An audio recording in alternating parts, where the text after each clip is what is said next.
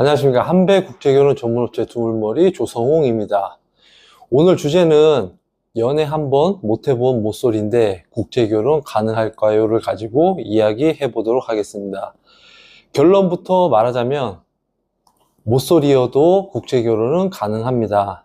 하지만 준비 없이 덤비게 되면 100% 실패합니다. 오늘은 연애 경험이 없는 분들에게 국제 결혼을 진짜 현명하게 준비하는 방법, 현실적인 6가지 팁을 알려드리겠습니다. 첫 번째, 자기 점검부터 해라. 결혼은 외로움을 채우는 게 아니라 인생을 함께 사는 일입니다. 먼저 내 경제 상황, 성격, 생활 습관부터 점검해야 합니다.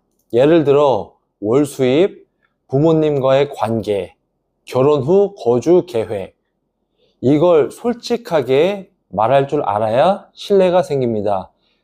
여기서 솔직함이 진심 있는 사람으로 보이게 됩니다. 제가 왜 이 이야기를 하게 되냐면 연애를 안 해본 남성분들을 제가 많이 상담을 해봤어요. 상담을 하게 되면 성격은 또 순수하시고, 그리고 자기가 하는 일, 자기 직업에 대한 애착심이 또 있어요. 그리고 이제 경제적인 능력도 있고. 근데 우리 한국 남성분들 대부분 보면 20대 그리고 뭐 20대 초반 이때 이제 군대를 갔다 오잖아요. 그죠? 군대 갔다 오고 또 남은 일정에 대한 공부도 해야 되고 해가지고 이 학교 안에서 뭐 CC가 되시는 분들도 있겠지만 학교 안에서 관심이 없는 분들도 있어요. 왜? 남성분들이 추구하는 이상형들이 있단 말이에요. 뭐 저 같은 경우에도 술 안 마시고 담배 안 피고 그리고 자기 관리 또 철저히 하고 또 운동도 좋아하고 이런 여성이 저의 이상형이듯이 남성분들도 남성들 나름만의 또 이상형이 있다 이 말이죠. 그러면 그 이상형을 못 만나다 보면 뭐 본인들은 말 그대로 자기 개발 그리고 이제 경제력을 키우고 이렇게 허송세월 시간을 보내게 되면 나한테 맞는 여성을 또 못 찾고 또 국내 중개업 아니면 이제 국제결혼 중개업 이런 회사들을 또 이렇게 찾게 된단 말이에요. 그렇게 이제 찾다가 내가 원하는 또 이상형을 또 못 만나게 되면 또 이렇게 시간을 보내게 되면 자기도 모르는 사이에 결혼 정년기에 접어들겠죠. 아니면 뭐 30 후반, 뭐 40, 이 정도의 나이가 되다 보면 또 연애 세포가 이렇게 많이 떨어지시는 분들을 제가 많이 봤습니다. 그러면 그런 분들이 대부분 자기 관리를 되게 소홀히 하세요. 옷 입는 패션이라든지 헤어스타일이라든지 그리고 이제 표현하는 방법이라든지 이런 부분이 많이 부족하기 때문에 이런 부분을 어느 정도는 갖춰야 된다라 이 말이죠. 두 번째, 감정 표현 연습해라. 모쏠 남성들이 가장 약한 부분 중에 하나가 감정 표현력이거든요. 하지만 해외에서는 정말 중요해요. 그리고 외국 여성들한테는 부드럽고 다정한 말, 이런 말을 하게 되면 여자분들이 되게 좋아하면서 또 내가 대우를 받는다 생각하고 상대방을 좀 더 이렇게 호감 있게 본단 말이에요. 그리고 이제 대화를 하다 보면 사진보다 정말 아름다우세요. 그리고 뭐 우리가 이제 프로필을 보면은 뭐 고등학교 졸업하신 분들도 있고 대학교 졸업하신 분들도 있단 말이에요.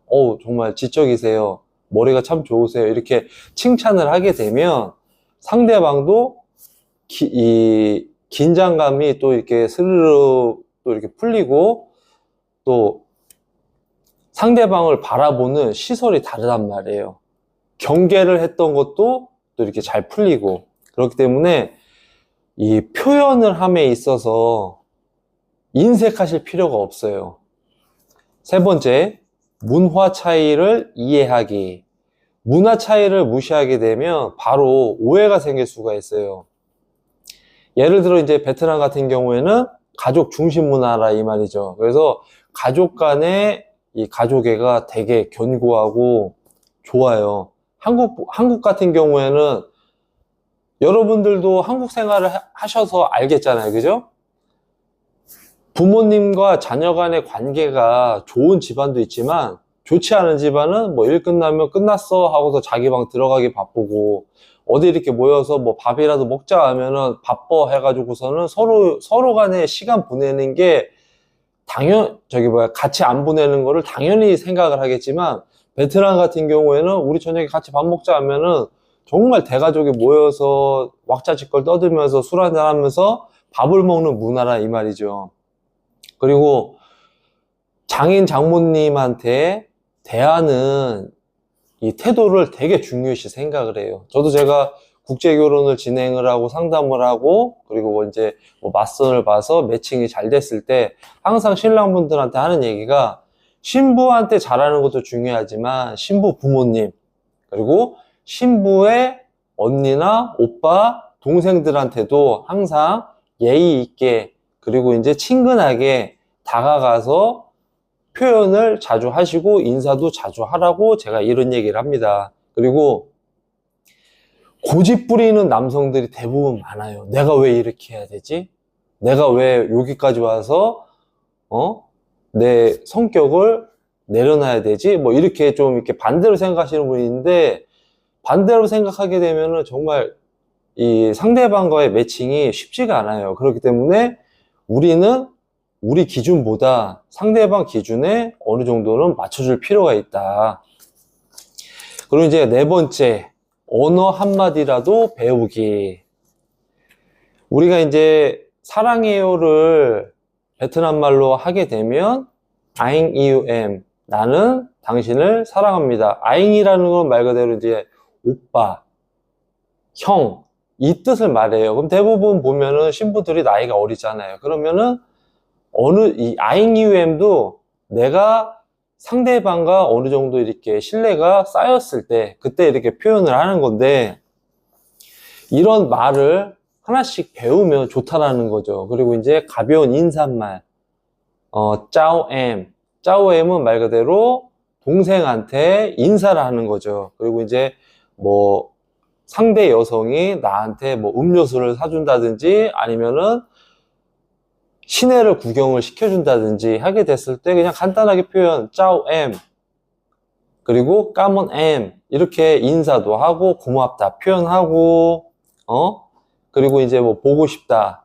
아잉요엠 이런 식으로 내가 자꾸 이렇게 표현을 하게 되면 경계도 풀고 그리고 상대방이 이 마음의 벽을 녹이는데 가장 훌륭한 방법 중에 하나입니다. 그리고 다섯 번째, 믿을 수 있는 업체 고르기. 요즘에는 국제결혼 업체들이 신랑들을 꼬시기 위해서 불법 중개, 허위 신부 프로필 이런 부분으로 문제가 되게 많아요. 그리고 꼭 합법 등록된 국제결혼 업체를 이용하는 것을 여러분들한테 안내해 드립니다. 국내에 국제결혼 사무실이 있는 업체를 선정을 하셔야 되는 거고 그리고 통역, 행정 절차를 투명하게 해줄 수 있는 곳 예를 들어 저희 회사 같은 경우는 우리가 계약도 안 했는데 신부 프로필을 보내드리질 않아요. 계약을 하고 서류를 작성을 하고 그리고 신랑의 프로필을 작성을 받고 그리고 이제 신랑에 맞는 신부를 우리가 소개를 해준다 이 말이죠. 근데 내가 외적인 부분이 보통인데 나보다 훨씬 괜찮은 여성의 프로필을 계속 보내준다. 그러면 이게 매칭이 되겠어요? 매칭이 절대 안 돼요. 그럼 뭐다? 그럼 여러분들을 낳기 위한 하나의 미끼 여성들을 보내준다 이 말이에요. 그리고 저는 이 여성과 매칭을 해보고 싶습니다. 맞선을 보고 싶습니다. 이렇게 얘기를 하게 되면 우리가 이제 신부 프로필을 보내드린단 말이에요. 그러면 신부 프로필만 보내는 게 아니라 이 신부에 대한 서류 번역 공증 3대 서류 번역 공증 있잖아요. 이 여성이 미혼인지 아닌지, 건강이 좋은지 안 좋은지, 범죄 경력이 있는지 없는지, 이 세 가지의 서류 번역 공증을 같이 보내줘야 된다라는 말이죠. 근데 그런 거 없이 뭐 사진이랑 뭐 이름, 나이, 뭐 학력만 이렇게 보낸다라고 하게 되면 그거는 조심하시는 게 낫습니다. 그리고 국제결혼업체는 신뢰가 결혼의 첫 단추입니다. 그리고 이제 제 유튜브 채널이라든지 제 카페를 보게 되면 우리가 이제 뭐 맞선 진행합니다. 그리고 매칭에 성공했습니다. 그렇게 되면은 그 다음에 2차가 뭐예요? 베트남 혼인신고, 한국 혼인신고란 말이에요. 그러면은 이 행사의 일정에 맞게끔 딱딱딱딱 저는 유튜브라든지 카페라든지 이런 데다가 올린다 이 말이죠. 그러면 이제 베트남 혼인신고, 한국 혼인신고가 마무리가 되면 그 다음에는 결혼비자란 말이에요. 그죠? 그럼 이제 결혼비자 일정이 딱 돼서 결혼비자 신청해드리고 결혼비자가 나오면 말 그대로 신랑이 신부를 데리고 한국으로 들어오는 이 과정을 순서대로 제가 일정에 맞춰서 다 올려놓고 그리고 계약된 신랑들한테는 이 서류가 이만큼이 있으니까 이거를 미리 준비하세요. 이렇게 제가 안내를 다 해드린다 이 말이죠. 그리고 6번째, 결혼 후가 진짜 시작이다. 많은 남성들이 결혼식이 끝나면 끝이라고 착각을 하게 되는데 진짜는 지금부터 시작입니다. 외국인 여성이 한국에 왔을 때 한국의 문화도 배워야 되고 언어, 그리고 외로움, 그리고 배우자가 적응할 수 있도록 돕는 게 남편의 역할이거든요. 그리고 서로 배우고 맞춰갈 준비가 되어 있다면 국적은 아무 문제가 되질 않아요. 왜? 신부한테 가장 중요한 친구는 남편이고 가장 의지할 수 있는 것도 남편이고 가장 내 마음을 털어놓을 수 있는 것도 남편이라 이 말이에요. 그래서 대부분 저도 예전에 우리 와이프와 결혼을 했을 때 한국이 베트남보다 나으니까 생활하는데 뭐 어려운 게 없겠지. 저도 이 생각을 했었어요. 근데 그거는 이제 저만의 착각이었던 거죠. 왜냐하면 아무리 생활이 바뀌고 베트남보다 생활이 좋다 하더라도 베트남의 음식이 그리울 수도 있고 그리고 자기 친구들 그리고 자기 언니, 자기 오빠, 자기 조카 이런 가족들이 되게 그립다 이 말이죠. 그렇기 때문에 한국 생활이 편하니까 뭐 힘들겠어? 이렇게 생각하지 마시고 여러분, 그러니까 말 그대로 남편분들이 베트남에 넘어가서 한 달이든 두 달이든 이 생활을 견딘다라고 하게 되면 한국 남자들도 견디는 게 쉽지가 않아요. 왜? 그 나라의 문화가 다르고 음식이 다르고 그리고 날씨 영향이 있잖아요. 거기는 맨날 더우니까. 그거를 한번 생각을 한다라고 하게 되면 남의 나라에서 생활하는 거 쉽지가 않기 때문에 정말 결혼하고 나서 내 와이프를 어느 정도 잘 적응할 수 있게끔 도와준다라고 하게 되면 그런 애로사항은 쉽게 이겨낼 수 있다 이 말이죠. 그리고 저는 제가 국제결혼을 진행을 하면서 이 못쏠 남성분들도 많이 제가 상담을 해보고 진행을 해보고 또 성사도 시켜보고 했던 경험이 많아요. 근데